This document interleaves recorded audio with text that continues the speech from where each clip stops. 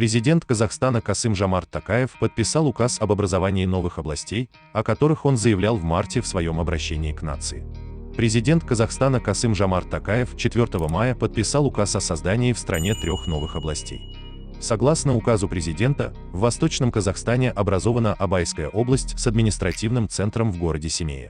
Из состава Восточно-Казахстанской области в новую Абайскую область выделены район Аксуат, а также Абайский, Аегосский, Бескарагайский, Бородулихинский, Жарминский, Урджарский, Кокпектинский районы города Семей и Курчатов.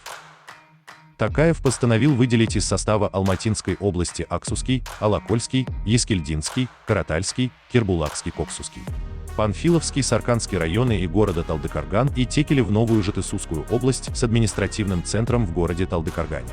Административный центр Алматинской области перенесен из Талдыкаргана в город Канаев, который до опубликованного накануне указа Токаева носил название Капшагай.